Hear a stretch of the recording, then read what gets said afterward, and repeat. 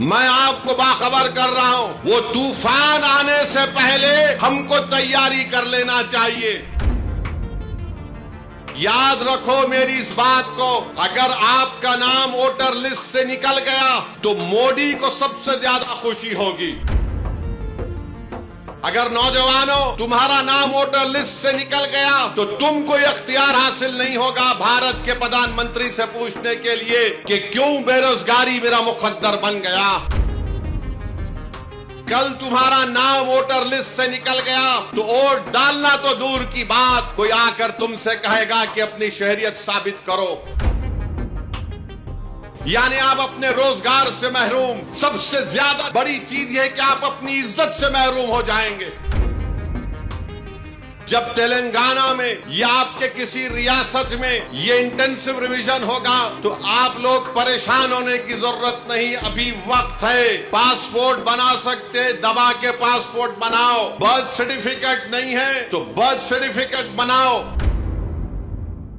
बिहार में जो election commission की जानिब से इंटेंसिव रिवीजन के नाम पर जो वोटर लिस्ट अब बनाई जा रही है, मैं तेलंगाना के आप तमाम लोगों से, खास तौर से भारत के गरीबों से, चाहे वो किसी मजहब से उनका ताल्लुक हो, खास तौर से मुसलमानों से, दलितों से, आदिवासियों से ये कह रहा हूं कि आप तैयार हो जाइए। अगर तेलंगाना हो या वेस्ट बंगाल हो या तमिलनाडु हो या भारत में पूरे रियासतों में इस तरह का इंटेंसिव रिवीजन करवाया जाएगा, तो मेरी आप लोगों से अपील है कि आप लोग अपना एक एक का बर्थ सर्टिफिकेट बनाइए। हाँ, जो हमारे बुजुर्गों की उम्र 70 साल के ऊपर है उनका बर्थ सर्टिफिकेट अगर है तो बहुत अच्छा है, अगर नहीं है तो आप उनका पासपोर्ट बनाइए। आप बर्थ सर्टिफिकेट अपना बनाइए और अगर 10th क्लास की मार्कशीट है तो उसको तैयार रखिए।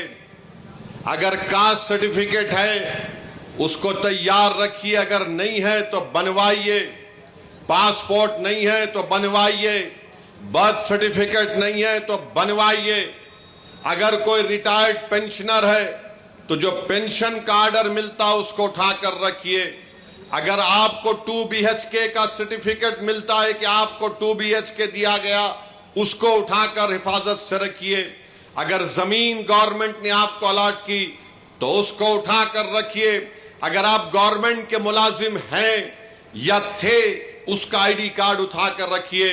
क्योंकि याद रखिए मेरी इस बात को कि अब जब इंटेंसिव रिवीजन हो रहा है तो इलेक्शन कमीशन ने जो हिदायतें BLOs को दी हैं बिहार में, उसमें यह कहा गया कि अगर इलियास साहब के घर पर कोई 3 मरतबा BLO चला जाएगा और 3 मरतबा किसी जायज वजह से इलियास साहब अपने घर पर मुकीम नहीं होंगे तो BLO उसकी इत्तला ERO को और AERO को देगा।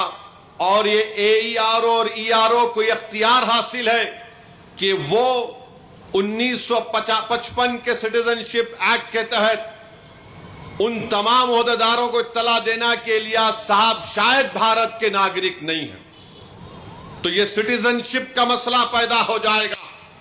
तेलंगाना में भी इंटेंसिव रिवीजन होगा, बल्कि पूरे मुल्क में होगा।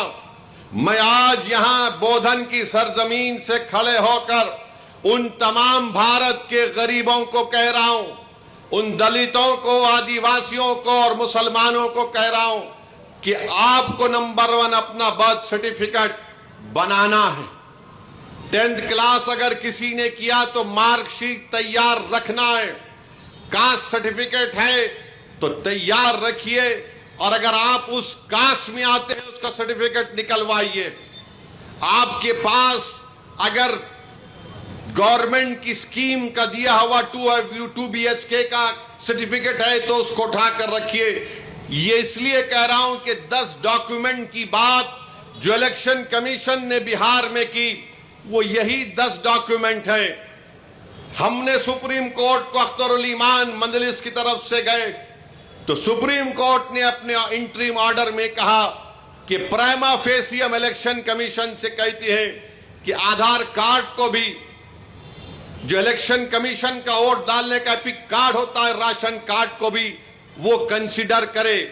तो ये जरूरी है, याद रखिए, जब तेलंगाना में या आपके किसी रियासत में ये इंटेंसिव रिवीजन होगा तो आप लोग परेशान होने की जरूरत नहीं, अभी वक्त है। पासपोर्ट बना सकते, दबा के पासपोर्ट बनाओ। बर्थ सर्टिफिकेट नहीं है तो बर्थ सर्टिफिकेट बनाओ। कास्ट सर्टिफिकेट है या नहीं है, आप आते हैं उस कास्ट में तो उस कास्ट सर्टिफिकेट को बना के रखो। याद रखो मेरी इस बात को, अगर आपका नाम वोटर लिस्ट से निकल गया तो मोदी को सबसे ज्यादा खुशी होगी।